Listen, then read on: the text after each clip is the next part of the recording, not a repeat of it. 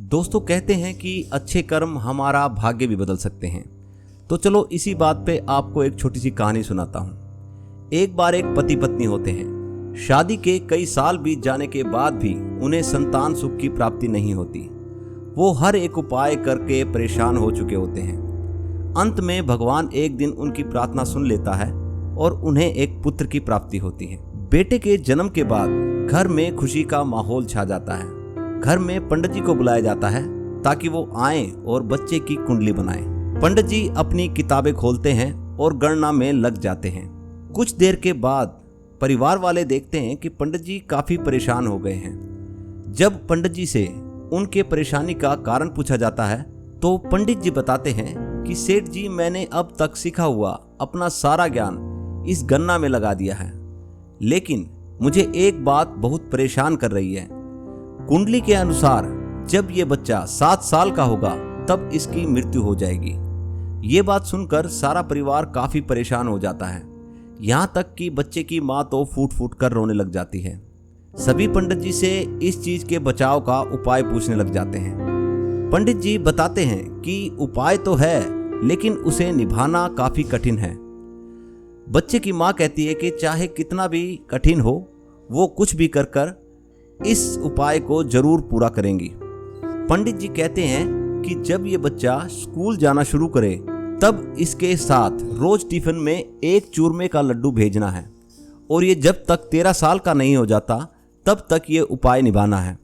लड़की की माँ कहती है ये कौन सी बड़ी बात है, वो इस नियम को पूरा करेंगी।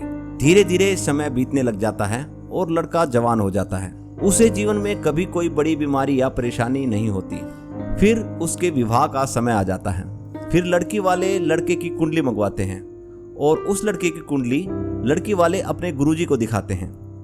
गुरुजी उस कुंडली को देखते ही काफी हैरान हो जाते हैं। गुरुजी कहते हैं कि जिस लड़के की ये कुंडली है वो तो 7 साल से ऊपर जीवित रह ही नहीं सकता, आखिर ये कैसे हो सकता है। गुरुजी को लगता है कि कुछ ना कुछ तो गड़बड़ है।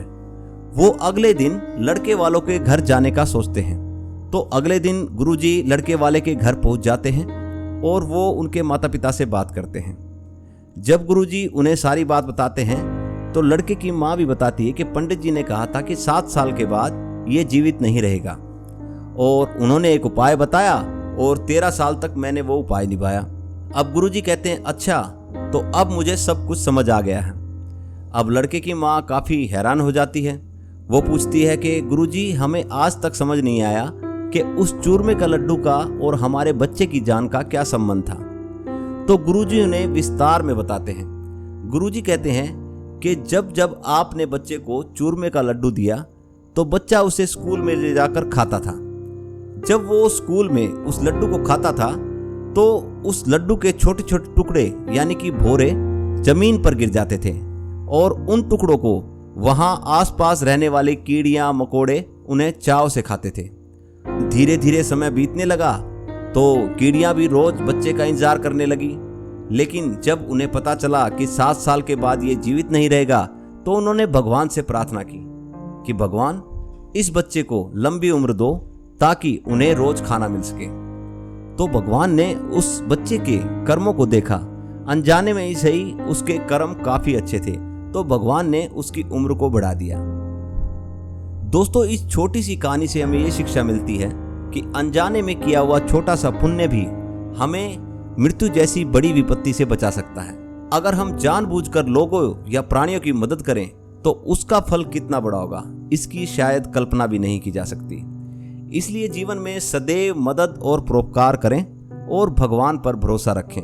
वे हमेशा हमारे साथ हैं।